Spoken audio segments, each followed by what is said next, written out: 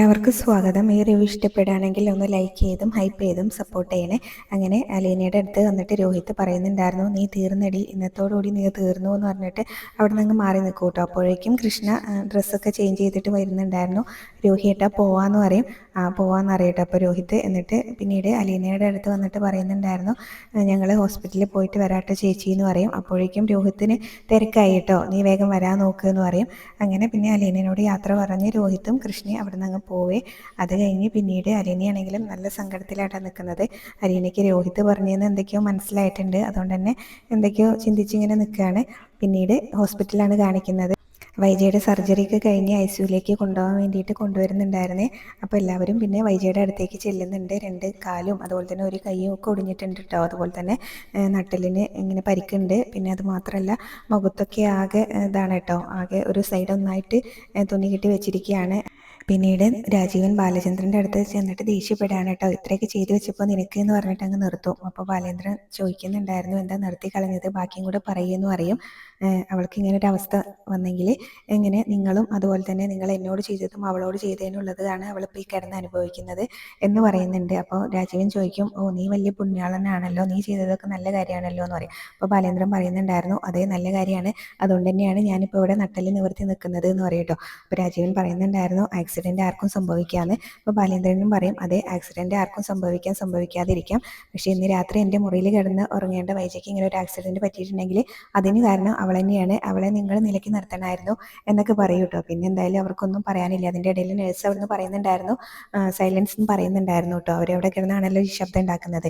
അതുകൊണ്ട് തന്നെ പിന്നീട് അവർ ആ സംസാരം നിർത്തും. പിന്നെ കാണിക്കുന്നത് രോഹിത്താണ്. രോഹിത് കൃഷ്ണേനെയും കൊണ്ട് ഒരുപാട് ഷോർട്ട് കട്ടിലൂടെയൊക്കെ വന്ന് കുറേ സമയം അരമണിക്കൂറോളം അവിടെ ഇട്ട് കറങ്ങിയിട്ടുണ്ട് കേട്ടോ. കൃഷ്ണയാണെങ്കിൽ അപ്പോൾ ചോദിക്കുന്നുണ്ട്, നമ്മൾ ഏത് കൂടെയൊക്കെയാണ് പോകുന്നത്, രോഹിതൻ എന്താ ദേവമാതാ ഹോസ്പിറ്റലിലേക്കുള്ള വഴി അറിയില്ലേ എന്നൊക്കെ ചോദിക്കുന്നുണ്ട്. അപ്പോഴാണ് രോഹിത് പറയുന്നത്, ഞാൻ ഷോർട്ട് കട്ടിലൂടെ പോകുന്നതാണ് എന്ന് പറയും. ഷോർട്ട് കട്ട് പോലും ആകെ 4 കിലോമീറ്ററേ ഉള്ളൂ, എന്നിട്ട് പിന്നെ എന്തിനാ ഷോർട്ട് കട്ടിലൂടെ പോരുന്നത് എന്നൊക്കെ ഇങ്ങനെ പറയാം. അപ്പോൾ രോഹിത് പറയാണ്, നമ്മൾ ആ പാലം കടന്നിട്ട് ലെഫ്റ്റ് തിരിഞ്ഞില്ലേ, അവിടെ നമുക്ക് തെറ്റിപ്പോയി എന്ന് തോന്നുന്നുണ്ട് എന്നൊക്കെ ഇങ്ങനെ പറഞ്ഞ് എന്തായാലും പിന്നീട് അവർ കറക്റ്റ് വഴിയിലൂടെ തന്നെ പോകുന്നുണ്ട്.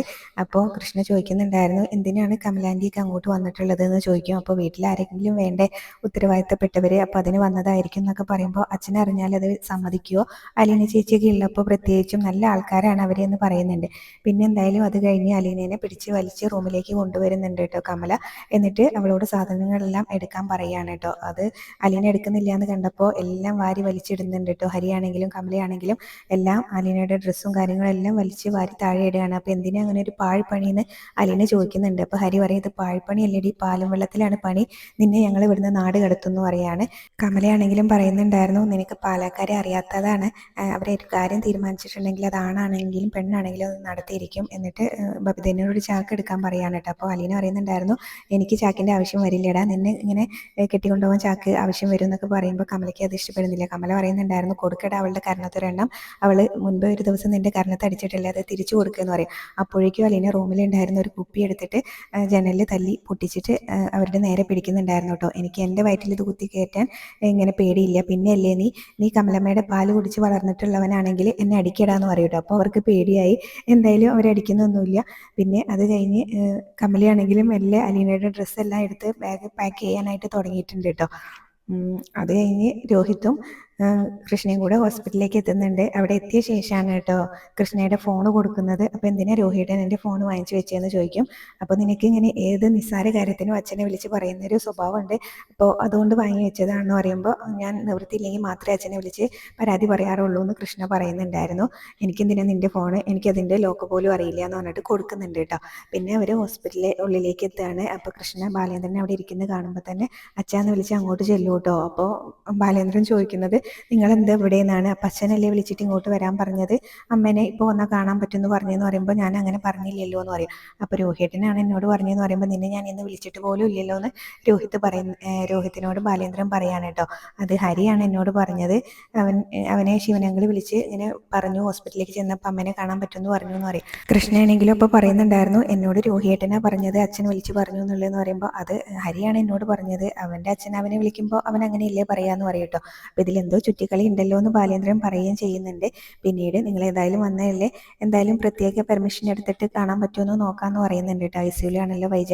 അപ്പോൾ കൃഷ്ണമോള് വൈജയുടെ കാര്യങ്ങളൊക്കെ ചോദിക്കുന്നുണ്ട്, അമ്മയ്ക്ക് എങ്ങനെയുണ്ട് എന്നൊക്കെ ചോദിക്കുന്നുണ്ട് കേട്ടോ. അപ്പോൾ 2 കാലൊടിഞ്ഞിട്ടുണ്ട്, നട്ടെല്ലിന് പരിക്കുണ്ട്, അതുപോലത്തെ കാര്യങ്ങളൊക്കെ പറഞ്ഞു കൊടുക്കുന്നുണ്ട്. അപ്പം അമ്മയ്ക്ക് ഉടനെ ഒന്ന് ഹോസ്പിറ്റലിൽ നിന്ന് പോരാൻ പറ്റില്ലേ എന്നുള്ളൊരു ചോദ്യം ചോദിക്കാനായിട്ട് തുടങ്ങുമ്പോൾ അതല്ലേ മോള് ചോദിച്ചു വരുന്നത്, അത് പറ്റില്ല എന്ന് പറയുന്നുണ്ട് കേട്ടോ. ജീവനെങ്കിലും തിരിച്ചു കിട്ടിയല്ലോ എന്ന് ബാലേന്ദ്രൻ പറയുകയാണ്. എന്തായാലും അമ്മേനെ കണ്ടിട്ട് 2 ആൾ ഉടനെ തന്നെ വീട്ടിലേക്ക് തിരിച്ചു പോയിക്കോണം, ഇവിടെ ചുറ്റി കളിക്കാൻ നിൽക്കരുത് എന്ന് പറയാണ്. അപ്പോൾ ബബിത മാത്രമല്ലേ ഉള്ളൂ വീട്ടിലെന്ന് ചോദിക്കുന്നുണ്ട് കേട്ടോ. അപ്പോൾ അല്ല, അലീനയുണ്ട്, അതുപോലെ തന്നെ കമലാൻ്റെയും ശിവനങ്ങളൊക്കെ ഉണ്ട് എന്ന് പറയട്ടെ. അപ്പോൾ അവരെയൊക്കെ എപ്പോൾ വന്നു എന്ന് ചോദിക്കുന്നുണ്ട്. രാവിലെ തന്നെ വന്നു എന്ന് പറയുകയും ചെയ്യുന്നുണ്ട് കേട്ടോ. രോഹിത്താണെങ്കിലും ബാലേന്ദ്രനാണെങ്കിലും ഏകദേശം കാര്യമൊക്കെ പിടികിട്ടിയിട്ടുണ്ട്. അപ്പോൾ എന്തായാലും പിന്നീട് അവരെ കൂട്ടിയിട്ട് ഐസിയുലേക്ക് പോവാണ്. ഡോക്ടറെ ഒന്ന് കണ്ടിട്ട് ഞാൻ ഐസിയുയിൽ ഇവരെ ഒന്ന് കാണിക്കാൻ പറ്റുമോ നോക്കട്ടെ എന്ന് പറഞ്ഞിട്ട് ഗോവർദ്ധനോട് പറഞ്ഞിട്ടാട്ടോ അവരെയും കൊണ്ട് ബാലേന്ദ്രൻ അങ്ങോട്ട് പോകുന്നത്. ഇതേ സമയം പിന്നീട് അലീനേനെ പുറത്താക്കുന്ന പരിപാടിയാണ് കേട്ടോ. അവിടെ അലീനയുടെ ബാഗും എല്ലാം പാക്ക് ചെയ്ത് അലീനനെ ഹരിയും കമലയും കൂടെ പിടിച്ച് വലിച്ച് പുറത്തേക്ക് കൊണ്ടുവരികയാണ്.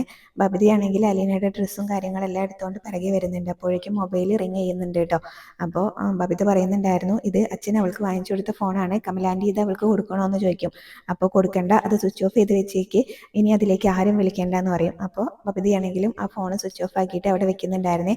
അലീന ഹരിയും കമലയും പിടിച്ച് വലിച്ചു കൊണ്ടുപോകുമ്പോൾ തന്നെ ചോദിക്കുന്നുണ്ട്, എന്തിനാ ഇങ്ങനെ പിടിച്ച് വലിക്കുന്നത്, ഞാൻ നടന്നോളാം എന്നൊക്കെ പറയുന്നുണ്ട് കേട്ടോ. അപ്പം നിന്നെ അങ്ങനെ വിട്ടാൽ പറ്റില്ല, നിന്നെ വലിച്ചഴിച്ച് തന്നെ കൊണ്ടുപോയി തള്ളണം എന്നാണ് കേട്ടോ ഹരി പറയുന്നത്. അപ്പോഴേക്കും ശിവൻ അവിടേക്ക് വരുന്നുണ്ട് കേട്ടോ. അപ്പോൾ ശിവൻ വണ്ടിയിൽ നിന്ന് ഇറങ്ങിയിട്ട് പറയുന്നുണ്ടായിരുന്നു, അലീനേനെ വിടാൻ പറയും, എന്തിനാ ഇത്ര ബലം പ്രയോഗിക്കുന്നത്, അവൾക്ക് എന്താ കാര്യം പറഞ്ഞാൽ മനസ്സിലാവില്ലേ എന്ന് പറഞ്ഞിട്ട് ഹരിനോടും കമലിനോടും വിടാനായിട്ട് പറയൂ കേട്ടോ. അപ്പോൾ അവർ വിടുന്നുണ്ടായിരുന്നു. എന്നിട്ട് അലീനയോടാട്ടോ പറയുന്നത്, അപ്പോൾ നിനക്ക് കാര്യം പറഞ്ഞാൽ മനസ്സിലാവുമല്ലോ, ഏത് സമയം ഇങ്ങനെ ബാലേന്ദ്രന് നിന്നെ കാവലിരിക്കാൻ പറ്റില്ല എന്ന് നിനക്ക് മനസ്സിലായല്ലോ, അതുകൊണ്ട് വെറുതെ ഇവിടെ കിടന്ന് നരകിക്കേണ്ട, എവിടെയെങ്കിലും പോയി രക്ഷപ്പെട്ടോ എന്ന് പറയും.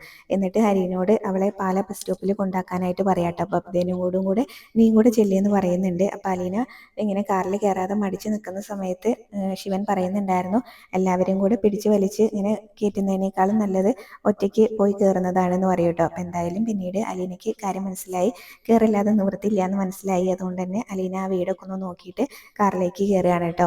ഹരിക്ക് ഇങ്ങനെ കീയും കൊടുക്കുന്നുണ്ടായിരുന്നു ശിവനാണെങ്കിലും. എന്തായാലും അലീന ചെന്ന് കാറിൽ കയറുന്നു, ബബിതയും കയറുന്നു, ഹരിയും കയറുന്നുണ്ട്. പിന്നെ അവരാണെങ്കിൽ അലീനേനെ കൊണ്ടുവെക്കാനായിട്ട് പോവാണേ. പിന്നീട് കൃഷ്ണമോള് ഐസിയുവിൽ കയറിയിട്ട് വൈജയനെ കാണുന്നുണ്ട് കേട്ടോ. അപ്പോൾ 2 നഴ്സുമാർ അവിടെ ഐസിയുവിൽ ഉണ്ടായിരുന്നു. അപ്പോൾ കൃഷ്ണമോളാണെങ്കിൽ കുറേ സമയം ഇങ്ങനെ വൈജയനെ നോക്കി നിന്നിട്ട് ഇങ്ങനെ കരയാനായിട്ടൊക്കെ തുടങ്ങുന്നുണ്ട്, ആകെ സങ്കടമാവുന്നുണ്ട്. അപ്പോൾ നഴ്സുമാരാണെങ്കിലും അത് കണ്ടുകൊണ്ട് അങ്ങോട്ടേക്ക് വരുന്നുണ്ട്, അമ്മേ എന്നിങ്ങനെ വിളിക്കുകയും ചെയ്യുന്നുണ്ട് കേട്ടോ. അപ്പോൾ കൃഷ്ണമോളോട് പറയും, വിളിക്കണ്ട, ഇങ്ങനെ സെഡേഷനിലാണ്, അനസ്തീഷ്യ കൊടുത്തതിൻ്റെ ഇത് മാറിയിട്ടില്ല എന്നൊക്കെ പറയും, അതുകൊണ്ട് വിളിക്കണ്ട എന്ന് പറയും കേട്ടോ. എന്നിട്ട് കൃഷ്ണമോളോട് എത്രയിലാണ് പഠിക്കുന്നതെന്നൊക്കെ ചോദിക്കുന്നുണ്ട്, പേരെന്താണെന്നൊക്കെ ചോദിക്കുന്നുണ്ട്. അപ്പോൾ ഇത്രയും സമയം മതി കേട്ടോ, മോൾക്ക് കാണണമെന്ന് പറഞ്ഞുകൊണ്ട് മാത്രമാണ് ഇങ്ങോട്ട് കയറ്റിയത്, ഇപ്പോൾ വിസിറ്റേഴ്സൊന്നും അലൗഡ് അല്ല എന്ന് പറയും. അപ്പോൾ അത് കാര്യം മനസ്സിലായല്ലോ കൃഷ്ണമോൾക്ക്. അപ്പോൾ കൃഷ്ണമോൾ വൈജയനെ ഒന്നുകൂടെയൊക്കെ നോക്കിയിട്ട് അവിടുന്ന് ഐസിയുന്ന് ഇറങ്ങി പോവാണ് കേട്ടോ. നല്ല സങ്കടമാണ് കേട്ടോ കൃഷ്ണമോൾക്കാണെങ്കിലും. പിന്നീട് ശിവൻ രാജീവിനെ വിളിക്കുന്നുണ്ടായിരുന്നു കേട്ടോ. അപ്പോൾ രാജീവൻ ആദ്യം തന്നെ ചോദിക്കുന്നത് അവിടുത്തെ കാര്യമൊക്കെ എന്തായി എന്നാണ്. അപ്പോൾ അലീനനെ പറഞ്ഞയച്ചു എന്ന് പറയും കേട്ടോ. അലീനനെ ഗെറ്റ് ഔട്ട് അടിച്ചു എന്ന് പറയും. അപ്പോൾ എങ്ങനെ സാധിച്ചു ഇതെന്ന് ചോദിക്കുമ്പോൾ ഞാൻ വന്നപ്പോഴേക്കും മക്കളും കമലയും കൂടെ പണി പറ്റിച്ചു എന്ന് പറയുന്നുണ്ട്. അപ്പോൾ ശിവേട്ടൻ അവളെ കണ്ടില്ലേ എന്ന് ചോദിക്കും കേട്ടോ. അപ്പോൾ അവളെ കണ്ടു, ഞാനിങ്ങനെ വരുന്ന സമയത്ത് അതായിരുന്നു സീൻ, അവളെ പിടിച്ച് പുറത്താക്കുന്നതായിരുന്നു സീൻ എന്ന് പറയുന്നുണ്ട്. അവളെ കൊണ്ടുവിടാൻ വേണ്ടിയിട്ട് പാലാ ബസ് സ്റ്റാൻഡിലേക്ക് അവളെ ഇങ്ങനെ പാലാ ബസ് സ്റ്റോപ്പിൽ കൊണ്ടുവിടാൻ പറഞ്ഞിട്ടുണ്ട് ഹരിനോടും. ബബിതയും ഹരി അതിന് പോയതാണെന്ന് പറയുന്നുണ്ട് കേട്ടോ. പിന്നെ എന്തായാലും ശിവൻ പറയുന്നുണ്ടായിരുന്നു, ബാലേന്ദ്രനെ ഇന്ന് ഇങ്ങോട്ട് വരാതെ നീ ശ്രദ്ധിച്ചോണം എന്ന് പറയൂ കേട്ടോ. അപ്പോൾ ഞാൻ പറഞ്ഞാലൊന്നും അയാൾ കേൾക്കില്ല എന്ന് പറയുന്നുണ്ട്. ഞാൻ എങ്ങനെയാ അതിപ്പോൾ അയാളോട് പറയാമെന്ന് പറയുമ്പോൾ ശിവൻ പറയുന്നുണ്ടായിരുന്നു, ഇതിന് നമ്മളാരും ഇന്ന് അവിടേക്ക് പോവണ്ട, അതാവുമ്പോൾ അയാൾക്ക് അവിടെ നിന്നല്ലേ പറ്റൂ, അതുകൊണ്ട് ഇന്ന് നമ്മളാരും അങ്ങോട്ടേക്ക് പോകണ്ട എന്ന് പറയുകയാണ് കേട്ടോ. അപ്പോൾ ഗോവർദ്ധനോ മനു വന്നിട്ടുണ്ടെങ്കിൽ അയാൾ അവരെ ഏൽപ്പിച്ചിട്ട് അങ്ങോട്ടേക്ക് വരും എന്ന് പറയുമ്പോൾ പറയുന്നുണ്ടായിരുന്നു, ഗോവർദ്ധനെ എങ്ങനെയെങ്കിലും അവിടുന്ന് മാറ്റിയേക്കണം എന്ന് പറയട്ടെ. അപ്പം ഞാൻ പറഞ്ഞാലൊന്നും ഗോവർദ്ധൻ കേൾക്കില്ല, ബാലേന്ദ്രൻ്റെ മനസ്സാക്ഷി സൂക്ഷിപ്പുകാരനാണല്ലോ ഗോവർദ്ധൻ എന്ന് പറയും. എന്തായാലും ഞാൻ അയാളെ ഫുഡ് കഴിക്കാനോ എന്തെങ്കിലും പറഞ്ഞിട്ട് കാറിൽ കയറ്റി കൊണ്ടുപോകാമെന്ന് പറഞ്ഞ് രാജീവൻ കോള് കട്ട് ചെയ്യുന്നുണ്ട്.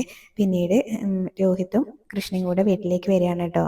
കൃഷ്ണ ആദ്യം വന്ന ഉടനെ തന്നെ അലീനേനെയാണ് നോക്കുന്നത്. എല്ലായിടത്തും നോക്കുന്നുണ്ട്. ആദ്യം കിച്ചണിലൊക്കെ പോയി നോക്കുന്നുണ്ട് കേട്ടോ. അപ്പോൾ അവിടെയൊന്നും കാണാനില്ലാത്തതുകൊണ്ടാണ് റൂമിലേക്ക് ചെല്ലുന്നത്. അപ്പോൾ അവിടെ ആകെ കുപ്പിയൊക്കെ തച്ചുപിടിച്ച് ഇട്ടിട്ടുണ്ടല്ലോ. അപ്പോൾ അതൊക്കെ കാണുമ്പോൾ കൃഷ്ണയ്ക്കും ആകെ ഡൗട്ട് അടിക്കുന്നുണ്ട് കേട്ടോ. അപ്പം എന്തൊക്കെയാണ് ഇവിടെ നടക്കുന്നത് എന്ന് ചോദിക്കുന്നുണ്ട്. അലീന ചേച്ചിനെ കിച്ചണിലും കാണുന്നില്ല. അതുപോലെ തന്നെ കമലാൻ്റിനോട് ശിവനങ്കിളിനോടൊന്നും ചോദിച്ചിട്ട് അവർക്ക് ആർക്കും ഒന്നും അറിയില്ല എന്നൊക്കെയാണ് പറയുന്നതെന്ന് പറയും. എന്താ ഇവിടെ നടക്കുന്നത് എന്നിങ്ങനെ ചോദിക്കുകയാണ് കേട്ടോ. അപ്പോൾ നീ ഇപ്പോൾ ഇവിടെ നടക്കുന്നതിലൊന്നും തലയിടാൻ നിൽക്കണ്ട, അവർ പറയുന്നത് കേട്ടനുസരിച്ച് നിന്നാൽ മതി എന്നാണ് രോഹിത് കൃഷ്ണമോളോട് പറയുന്നത്. അപ്പം അതെന്താ വേണ്ടതെന്ന് ഞാൻ അച്ഛനോടും കൂടി ഒന്ന് ചോദിക്കട്ടെ എന്ന് പറയൂ കേട്ടോ. അപ്പോൾ നീ ഇപ്പം അച്ഛനെ വിളിക്കണ്ട എന്ന് പറഞ്ഞിട്ട് ആ ഫോൺ അങ്ങ് തട്ടിപ്പറിക്കുകയാണ് കേട്ടോ. രോഹിത്താണെങ്കിലും ഫോണങ്ങ് പിടിച്ച് വാങ്ങിക്കുന്നുണ്ടായിരുന്നു. രോഹിയേട്ട ഫോൺ ഇങ്ങതാന്നൊക്കെ പറയുന്നുണ്ട്. അപ്പം നീ വിളിച്ച് ഇപ്പം പറയണ്ട എന്ന് പറയും. എന്നിട്ട് പിന്നീട് രോഹിത്ത് ഉണ്ടായ കാര്യങ്ങളൊക്കെ പറയാൻ കേട്ടോ. അലീനേനെ ഇവിടുന്ന് അടിച്ച് പുറത്താക്കി എന്ന് പറയും. അപ്പം അലീനേനെ അടിച്ച് പുറത്താക്കാൻ വേണ്ടിയിട്ടാണ് നിന്നെ ഞാൻ അമ്മേനെ കാണാനാണെന്നും പറഞ്ഞ് ഹോസ്പിറ്റലിലേക്ക് കൊണ്ടുപോയത് എന്നുള്ള കാര്യങ്ങളൊക്കെ അങ്ങ് രോഹിത്ത് അങ്ങ് കൃഷ്ണമോളോട് അങ്ങ് തുറന്നു പറയുന്നുണ്ട് കേട്ടോ. അപ്പോൾ കൃഷ്ണമോൾ പറയും എല്ലാവരും കൂടെ ഒത്തു കളിച്ചതാണല്ലേ, അപ്പോൾ ഇതിൻ്റെ ഇങ്ങനെ പണി എന്തായാലും നിങ്ങൾക്ക് എല്ലാവർക്കും കിട്ടും അച്ഛൻ അറിഞ്ഞിട്ടുണ്ടെങ്കിൽ എന്ന് പറയുന്നുണ്ട്. അപ്പോൾ അച്ഛൻ ഇത് എന്തായാലും ഇന്ന് അറിയാൻ പോകുന്നില്ല, അച്ഛൻ ഒരാഴ്ച കഴിഞ്ഞേ അറിയുള്ളൂ എന്നൊക്കെ രോഹിത്ത് പറയുമ്പോൾ ഒരാഴ്ച കഴിഞ്ഞാലും അച്ഛൻ അറിയല്ലോ, അപ്പം എന്തായാലും ഇതെല്ലാവർക്കും കിട്ടും എന്ന് പറയുന്നുണ്ട്. എന്തായാലും അതപ്പോൾ അവർ നോക്കിക്കോളും എന്നാണ് കേട്ടോ രോഹിത്ത് കൃഷ്ണനോട് പറയുന്നത്. ഇവിടുന്ന് ആരും അലീനേനെ പറഞ്ഞു വിട്ട കാര്യം അച്ഛനോട് പറയാൻ പോകുന്നില്ല, നീയാണ് ഇവിടുത്തെ ഒറ്റുകാരി, അതുകൊണ്ട് ഇനിയിപ്പോൾ ഈ മൊബൈൽ എൻ്റെ കയ്യിൽ ഇരിക്കട്ടെ എന്ന് പറഞ്ഞിട്ട് എന്തായാലും കൃഷ്ണയ്ക്ക് മൊബൈൽ തിരിച്ചു കൊടുക്കുന്നില്ല കേട്ടോ. അതും കൊണ്ടങ്ങ് പോകുന്നുണ്ട്. അപ്പോഴും കൃഷ്ണ പറയുന്നുണ്ടായിരുന്നു നമ്മളിങ്ങനെ തെറ്റ് ചെയ്യുന്നവരുടെ കൂടെയല്ല നിൽക്കേണ്ടത്, നമ്മൾ അച്ഛൻ്റെ കൂടെയാണ് നിൽക്കേണ്ടത് എന്നൊക്കെ ഇങ്ങനെ പറയുമ്പോൾ അച്ഛൻ്റെ കൂടെ നിന്നേണ്ടത് ഇപ്പോൾ നീ കണ്ടല്ലോ, അമ്മയുടെ അവസ്ഥ നീ കണ്ടില്ലേ എന്ന് ചോദിക്കുമ്പോൾ അതിന് അമ്മയാണ് കാരണക്കാരി, അച്ഛനല്ല, അച്ഛനൊരു തെറ്റും ചെയ്തിട്ടില്ല എന്ന് തന്നെയാണ് കേട്ടോ കൃഷ്ണമോൾ പറയുന്നത്. എന്തായാലും അച്ഛനിത് അറിയുമ്പോൾ എന്തൊക്കെയാണ് സംഭവിക്കാൻ പോകുന്നത് ഇനിയിപ്പോൾ ദൈവത്തിന് പോലും അറിയില്ല എന്നൊക്കെ പറഞ്ഞ് കൃഷ്ണയാണെങ്കിലും അവിടെ ഇങ്ങനെ സങ്കടപ്പെട്ട് നിൽക്കുകയാണ് കേട്ടോ. അപ്പോൾ ഇത്രയാണ് ഇന്നത്തെ എപ്പിസോഡിൽ കാണിച്ചിട്ടുണ്ടായിരുന്നത്.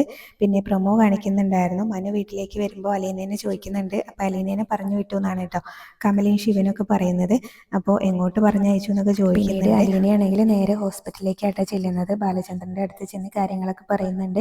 അലീന അവിടെ നിന്നിട്ടുണ്ടെങ്കിൽ ഇനിയും പ്രശ്നമാവും, അതുകൊണ്ട് പോയിക്കോട്ടെ എന്നൊക്കെ ചോദിക്കുമ്പോൾ ബാലേന്ദ്രൻ പറയുന്നുണ്ടായിരുന്നു നീ അനാഥാലയത്തിലല്ലേ വളർന്നത്, അതുകൊണ്ട് അനാഥയായിട്ട് തന്നെ തിരിച്ചു പോയിക്കോന്ന് പറയുന്നുണ്ട് കേട്ടോ. അപ്പോൾ അത് കേൾക്കുമ്പോൾ അലീനയ്ക്കും നല്ല സങ്കടമാവുന്നുണ്ട്. അലീന പോകുന്നത് ബാലചന്ദ്രനും നല്ല സങ്കടമാട്ടോ. അപ്പോൾ ഇത്രയൊക്കെയാണ് പ്രമോല് കാണിച്ചിട്ടുണ്ടായിരുന്നത്.